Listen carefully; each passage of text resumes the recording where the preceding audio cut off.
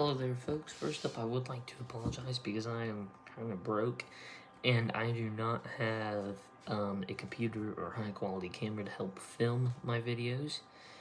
But I would like to talk today on some issues, specifically my political views as president, if I can become the president when I am of legal age. First up, I'd like to talk about one of the biggest issues we have today on the ballot, and that is a divided country. I'm pretty sure that almost everybody that's going to watch this video knows exactly how our country is divided heavily. Republicans versus Democrats, the LGBTQ plus community versus anti-LGBTQ plus community. I know this isn't that big of a one, but the neo-Nazis versus the Jews. Jews versus the Islamic people. There's a lot of hate for that everybody's starting. And I'm going to go ahead and be the one to say this. Quite frankly, it's stupid.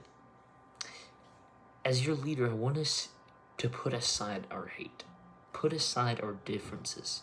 And realize the one similarity we all have in common in this country. And that is, I'll give you a hint. We are all American. A lot of people tend to forget that this country has been formed for everybody to be unified. They are so separated these days that we have all types of weird things going on. I will say, there are groups of people I am against. I do not believe we should form a communist United States. So sorry to my commies that are out there watching me, but you are not going to try to take over this country. And for those who kind of think that's a bit harsh, let me explain. The United States, for about 46 years roughly, fought communism. Why? Because even though communism sounds like this grand ideology that everybody is unified, shares everything, it sounds glorious, doesn't it? It has failed a lot. The entire Eastern Bloc collapsed. Why? Communism failed. The Soviet Union, what many people called the beacon of communism, collapsed. Communism is a cruel, horrible ideology. Stalin killed 20 million people of the Soviet Union. Mao Zedong killed about 60 million people of his ideology. The Vietnamese killed thousands of South Vietnamese after the Vietnam War is over, trying to show their dominance. And if you really think that's not really bad, that's not really good evidence, then I only really have to say the name of this place, but I'll explain it just because. North Korea. Literally, if you don't agree with a single thing that Kim Jong-un does, you get killed. A man mysteriously falls out of the window. Oh, this guy's plane got shot down. What? Shot down? No, the engine failed. My bad. I misspoke. Second off, America has become so divided through politics. I am not only going to trying to become president, I want to create a new political party. A party where we are unified, no matter our differences. I believe my party will help honestly bring actual people who actually love America and care for the people and are actually unified by our grand flag, and will help us actually fill America with what America was meant to be. I want people who have experience from all sorts of decades of America. I want people who are new. I want people from all sorts of age groups that are of legal age, obviously, to help me influence my decisions, but also influence the decisions of America, and hopefully improve this country. This book right here has the document of the Declaration of Independence and the Constitution. When you look at this and read it, and then you see how America is today, it's not good. It is nothing like what men like George Washington created this nation for. We have torn this country apart, and people don't care. People, in fact, scream death to America in their own country. They say, I hate America. Here's a wise word to you people who say you hate America. Leave our country. Leave it. I will explain more of this on my live stream that will happen tomorrow. My second one is peace through strength. I am going to go into a little subtopic with that, but our military budget. A lot of people hate it. I don't. I will say there might be a couple of unnecessary things, and I would work to cut that out. But as of right now, if the United States gets weaker, there's a possibility we might not be able to support ourselves. I know a lot of people are not saying this is going to happen. Are saying this is not going to happen anytime soon, but World War III. What happens if our military budget was so low because people are proposing to cut it by half? And then all of a sudden, China attacks our western coast, and all of a sudden, you're the leader, and you find out that 3 states just collapsed because you decided it was not it was not a good idea to have a large military budget. Another thing I want to mention is veterans. Especially after the Vietnam War, veterans are being treated horribly. It hurts me to see somebody sacrificed, almost could have died, and did very hard work to keep this nation free and independent. And then they come home and they're ending up homeless. It hurts me. It really does. Nobody, no human, no soldier should come home and be homeless. It's one thing I want to work towards. Also, jobs. This is another point I have. So many people are getting underpaid. Teachers have to deal with the most crack-headed kids in the entire world. Kind of like me. Not saying I have to deal with it. I'm saying, like, they have to. Anyways. They deserve a higher pay than what they get. I understand in some cases their pay is it looks lower because it's paid over, like, 12 months, so it's getting taken away, kind of. But that doesn't matter. Teachers should get an increased pay because they are sacrificing their time, their life. But when I say that, I don't mean they're, like, risking their life to help teach these kids. And then you find out school shootings happen, and a couple teachers died.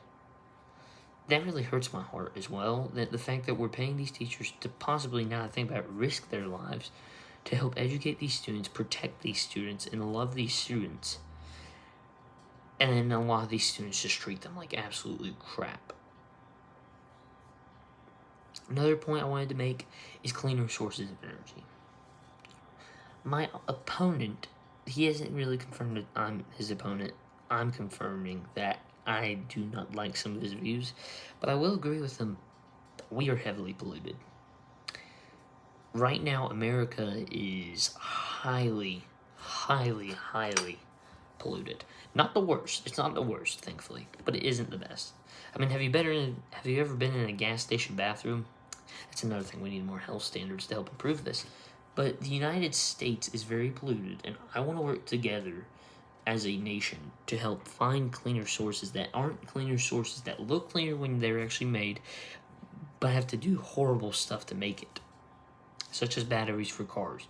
I love, like, electric cars. I love the idea, but the fact that it hurts the entire environment to make that one, like, car is kind of bad. Just saying. Another point I want to make is treating certain organizations more fairly who actually deserve it. I'm not saying the specific one about the name doesn't deserve it, but it's the LGBTQ community. Some I'm okay with. They aren't hostile. They aren't trying to burn down buildings and ensue riots and protest, like, not peaceful protest, but basically riot is what I'm trying to say as well. But I don't really think they deserve a whole month. Tell me this. Why do we celebrate people who died for our country so they could celebrate their pride for only one day, but then we celebrate people who decide to kiss a man who are, like, A man kisses a man and they get a whole month to be celebrated. I don't know if any of you see eye to eye with that, but does that really seem fair to y'all? Also, there are many accounts of certain groups like African Americans who said they don't want a Black History Month. Now you might be like, Cole, you're stupid. Because that also might give me a lot of loss of African American support. But Morgan Freeman once argued with a white man and said, I really don't like Black History Month. And he even asked the white man, do you want a White History Month? And the man said no. Me personally, we have a lot of unnecessary things that happen yearly in this country that I believe is not good. Not good at all. I also want to say this. Communist, KKK, neo-Nazis.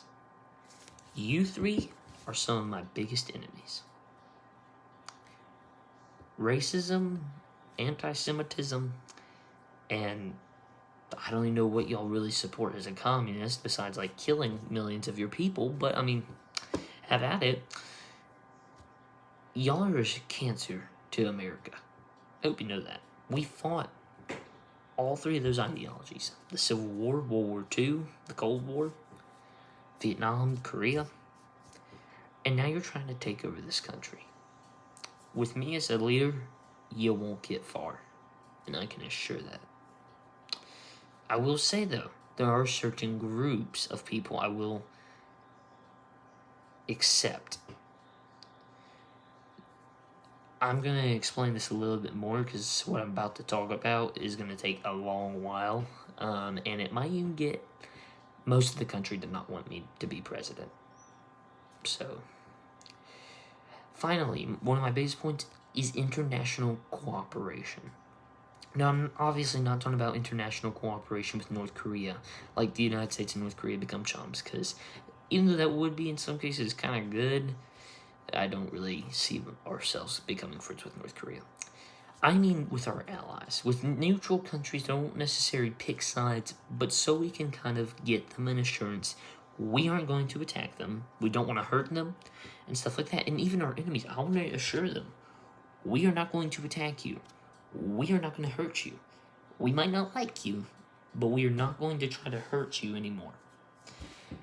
Especially with the Iran situation, because that is honestly getting ridiculous. Even though I am a conservative right now, it is kind of ridiculous that we have that situation. A lot of European countries, especially, have lost support for us. Mexico, in some cases, I'm not going to really defend them. Illegal immigration is horrible. I know people support it, but I'm not necessarily going to say that Mexico's a bad country. I mean, there's a lot of Mexicans we need to support. Mexico needs to be supported by us. We need Mexico to support us as well. Without international cooperation, World War III will come. If we don't start beefing up our international cooperation, our nation will fall. Here's another thing. People are worried we won't even make it to 2040 because of all the crazy stuff that's happening. With leaders like me, and even my political opponent, John Freedom, I can tell in some cases, we both want a similar goal that we don't want the nation to collapse. I will say, he is heavily patriotic, and I am heavily patriotic too. I literally have American flag underwear. I wake up screaming freedom. I have like 8 American flags in my room. You just can't see them because I'm in the corner of my room. I love America. I mean, I even have an American battleship pencil sharpener right here. See that? That's where you sharpen it. This is, I believe it's the Missouri, possibly. I can't remember. Oh, and I have the Statue of Liberty as a pencil sharpener. Booyah. But I will say, if we don't cooperate with other nations, we will collapse. Specifically our neighbors.